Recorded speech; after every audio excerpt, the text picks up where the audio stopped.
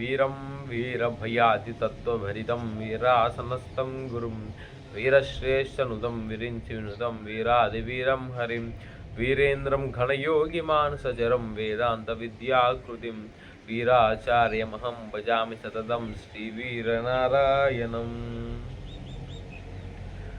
ఏడుకొండలెక్కి చూడబోయినవాడు కలతలంది బోడి తలగవచ్చు ఏడు మెట్టులెక్కి యూక్షింప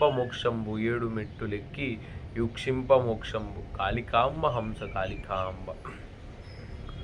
జగద్గురు శ్రీమద్ విరాట్ పోతులూరి వీరబ్రహ్మేంద్ర స్వామి వారు రచించినటువంటి ఈ పద్యము కాళికాంబ సప్తశతిలోనిది.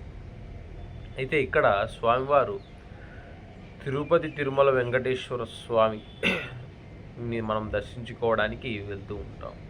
అయితే మనము స్వామివారి కొండపైనున్న దేవాలయాన్ని దర్శించుకోవడానికి మనం మెట్ల మార్గమున వెళ్ళి స్వామిని దర్శించుకొని వస్తాం. అదే ఆ యొక్క దృశ్యాన్ని స్వామివారు ఈ పద్యంలో షట్చక్రాలతో వర్ణించారు. అదే ఏడుకొండలెక్కి అధిరోహించి తిరుమల తిరుపతి వెంకటేశ్వర స్వామిని దర్శించుకొని కలవరమైన మనసుతో తలనీలాలను సమర్పించి గుండుతలతో మనం వస్తాము. అయితే మోక్షం కావాలి అంటే మనలో ఉన్న షట్చక్రాలను అధిరోహించి చివరి చక్రమైన కుండలిని సాధించాలి. సాధన ద్వారానే మనం ఈ యొక్క షట్చక్రాలను అధిరోహించగలం.